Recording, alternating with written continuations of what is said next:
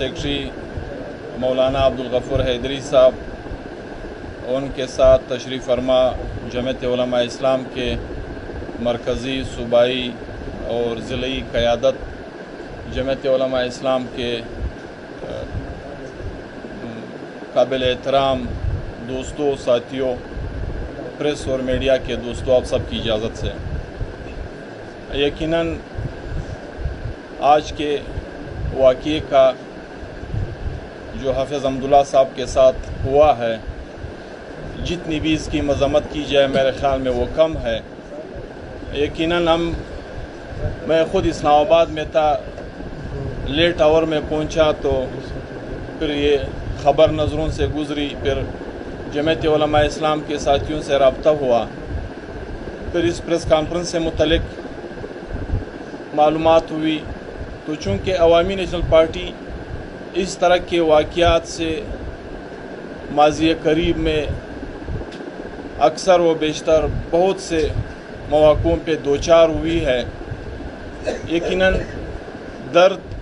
جس کو پہنچے اس کو اس کا احساس ہوتا ہے۔ اس میں کوئی دوسری رائے نہیں کہ اس ملک میں سیاسی جماعت کی حیثیت سے، مذہبی جماعت کی حیثیت سے، ایک جمہوری جماعت کی حیثیت سے جمعیت علماء اسلام ایک پرامن سیاسی مذہبی جماعت ہے۔ اسی طرح اگر میں ذکر کروں عوامی نیشنل پارٹی کی، تو ان دونوں جماعتوں کی اس ملک کے عوام کی ہر جگہ پہ وہ جڑیں موجود ہے کہ جہاں ہر وقت انہوں نے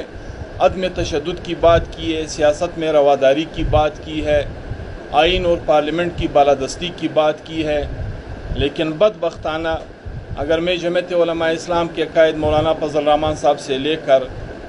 مولانا عبدالغفور حیدری صاحب تک، مولانا عبدالواسع صاحب تک، یا ان کے جتنے بھی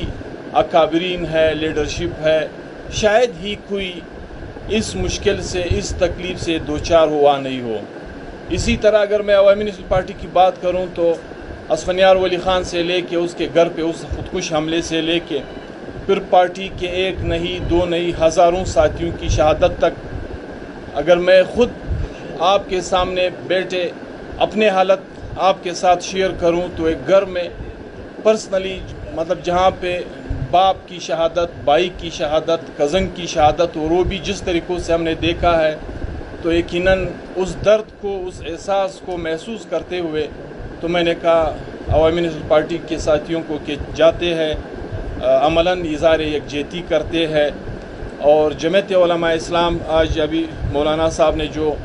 کل کے شٹر ڈاؤن ہڑتال کی جو حمایت کا اعلان کیا ہے، عوامی نیشنل پارٹی اس کی بھرپور حمایت کا اعلان کرتی ہے، اور ساتھ ہی ہم پارٹی ورکر سے لے کے تمام تاجر پیشہ افراد سے اپیل کرتے ہیں کہ یقیناً ہمارا ہتھیار ایک پرامن احتجاج ہوتا ہے، ہمارا ہتھیار ایک پرامن شٹر ڈاؤن ہڑتال ہوتا ہے۔ ہم ہمیشہ دنیا کو یا ان لوگوں کو جو ہم پہ اس عذاب کو مسلط کرنا چاہتے ہیں، ہمیں اس عذاب سے دوچار کرنا چاہتے ہیں، ہم اس کو یہ پیغام دینا چاہتے ہیں کہ آپ بے شک جتنا تشدد کریں، جتنا بھی تشدد پہ اتر آئے، لیکن ہم پرامن طریقے سے آپ کو وہ جواب دیں گے کہ تاریخ میں آپ یاد رکھیں گے۔ ساتھ ہی میں آخری میں ایک بات کہوں، ہم مطالبہ کرتے ہیں، یہ حکومتوں کی ذمہ داری ہوتی ہے، یہ ریاست کی ذمہ داری ہوتی ہے کہ جہاں پہ اس طرح کے واقعات ہوتے ہیں اس کی تہ تک پہنچنا یہ ریاست کی ذمہ داری ہوتی ہے۔ روز خصوصاً پھر یہ بات میں کہوں، خصوصاً پھر خیبر پختونخوا میں ہو یا پھر بلوچستان میں ہو، ہم قائدین کی حد تک لاشیں اٹھائے، ہم ورکر کی حد تک لاشیں اٹھائے، ہم علماء کرام کی حد تک لاشیں اٹھائے، شاید کل ہمارے بس میں بھی یہ ساتھی، یہ پارٹیاں، ہمارے ورکر نہ رہیں،